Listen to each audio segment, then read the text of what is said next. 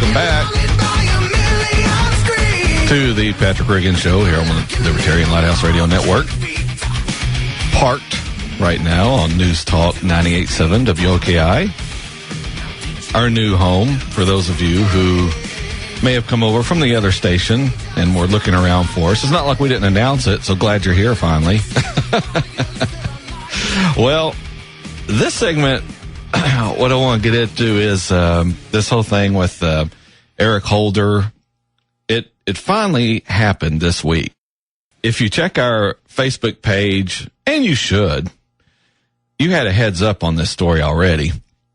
Attorney General Eric Holder admitted that we have killed American citizens with drone strikes. Now, think about that for a minute. He is admitting the president has authorized the murder of American citizens. Premeditated murder at that. Something that would have you, an ordinary citizen, you would be tried and sentenced to prison, and possibly even death. But if you're the president or anyone else in government, oh, well, then that's okay. Even the person carrying out the orders is guilty. We learned that from the Nuremberg trials after World War II. You know, just saying you were doing your job, it isn't an excuse. So we have a top government official admitting that there is a whole line of people who participated in the premeditated murder of an American citizen, and no one's calling for a trial. In fact, the president gives a speech and tries to do his best Bill Clinton imitation. You know, that look Mr. Clinton used when he told us back in the 90s, you know, I tried as hard as I could not to raise your taxes. I worked as hard as I ever have. Now, years later, we have Obama doing the same thing. Killing Americans pains me. Oh, okay. If you feel bad about it, then the press will give you a pass. You know, he doesn't do like Bush did. He doesn't do it with a smile, and at least not in public. You know, Bush seemed happy about it. But this president, he feels bad about it. So it's okay. Killing American citizens without a trial, without being given a chance to be heard in a court of law, without a chance to answer the accusations with which they have been charged. So denying someone their rights that's okay if it pains you to do so. Then it's okay. Here's part of the speech the president gave this week concerning this, and I'm sure a lot of you have heard it already, but here's a little clip of it. Here's how he started that speech. For over 2 centuries, the United States has been bound together by founding documents that define who we are as Americans and served as our compass through every type of change.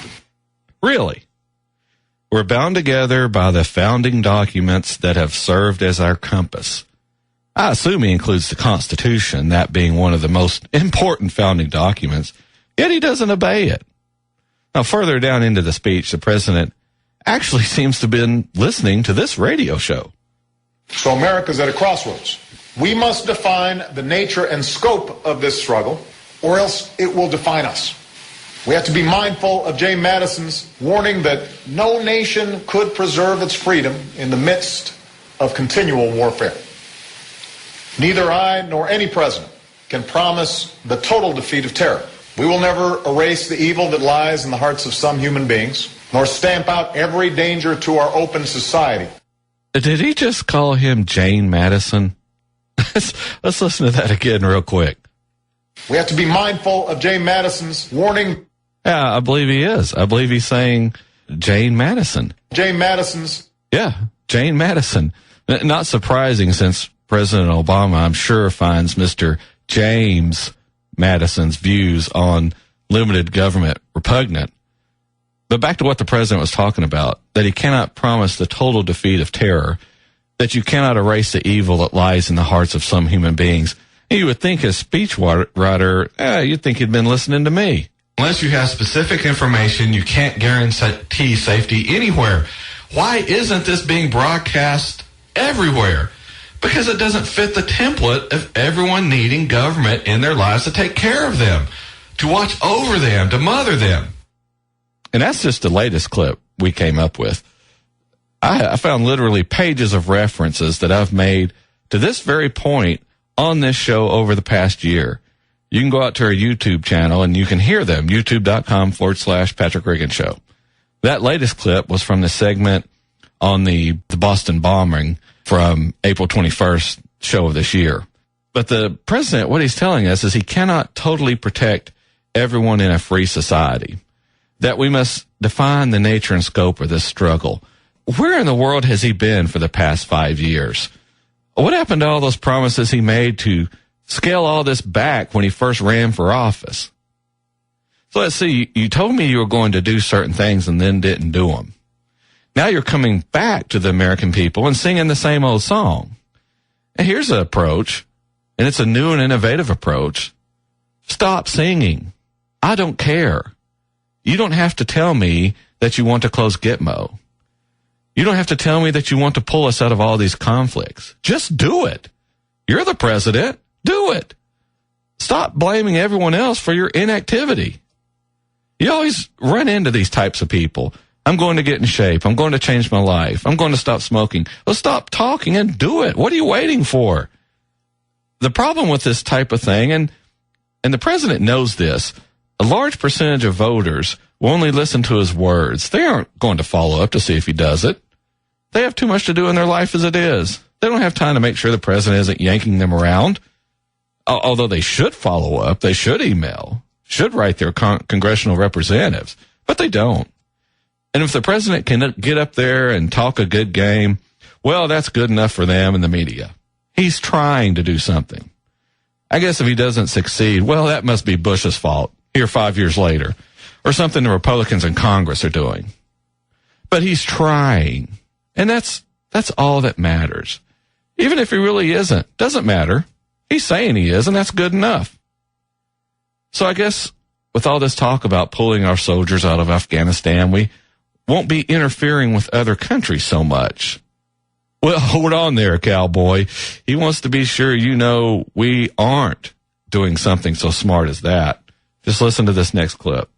And while we are vigilant for signs that these groups may pose a transnational threat, most are focused on operating in the countries and regions where they are based. And that means we'll face more localized threats like what we saw in Benghazi or the BP oil facility in Algeria. How can we face those threats if we aren't over there trying to run their internal affairs? It's because we are going to continue sticking our noses into these other countries, trying to pick their leaders and trying to influence their elections. The very things that make the citizens of those countries so aggravated with us, doing the very things we tell other countries not to do. We tell Al-Qaeda to stop trying to influence and impose Sharia law in a country, even if the majority of the citizens vote for that. Then turn around and try to put leaders in those offices who agree with us, but may not hold the majority of support within the country. Now, because of that, we end up arming these same leaders so they can subdue or kill the parts of the population who don't agree with the ruling class. Same thing, really, that's happening in this country. We have a small group of people who think they know better than we do how to run our own lives. They pass laws and regulations that don't have majority support. And if you don't like it, tough. We'll make you like it because we have the guns. And if we can get yours away from you, we'll get our way even quicker. The president even mentioned this type of thinking in his speech. Here is another clip. America's confronted many forms of violent extremism in our history. Deranged or alienated individuals, often U.S. citizens or legal residents, can do enormous damage, particularly when inspired by larger notions of violent jihad. Well, what the president wants you to be on notice for is this. Anything, and I mean anything, done against the United States government will be considered terrorism, and you'll lose your constitutional rights. The head of the CIA said practically the same thing in his congressional testimony during his confirmation. That's in our archives as well, youtube.com/Patrick Regan Show. Go listen to it. Just scroll down to the listings to the CIA hearings. Listen to that clip or that segment in there, and you'll hear a clip of John Brennan practically admit it's okay and even legal to kill American citizens within this country without a trial if they have been deemed terrorists by the government. I don't have time to get into it today, but you can listen to that whole segment there on, like I said, youtube.com/Patrick Reagan Show. Back to my point, not only crimes against the government, but crimes against others within this country. If they can paint those with the terrorism brush, they'll do it because it gets more Americans used to calling criminal acts, used to calling them terrorism now. And you don't have to read a terrorist his rights. You can kill him outright. No trial, no chance to dispute the charges, nothing. And the American people will applaud the murderers for keeping the rest of us citizens safe, thus making it easier and easier to carry out more killings in the name of defeating terrorism. There's a lot more to this speech and a lot more President was talking about. I just don't have time to get to it all in this 1 hour show here on the weekend.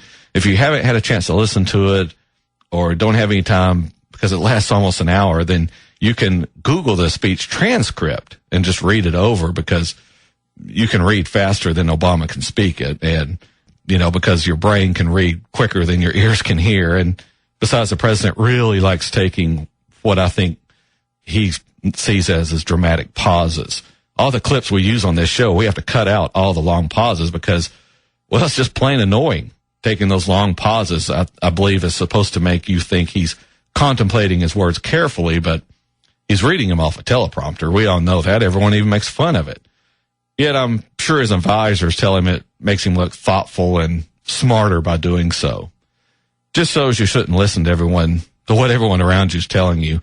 Sometimes it's better to think for yourself. That's something I advocate on this show weekly. Anyway, we're up on the bottom of the hour break here on the Patrick Reagan Show. When we come back, we'll talk a little bit about igniting that fire of liberty.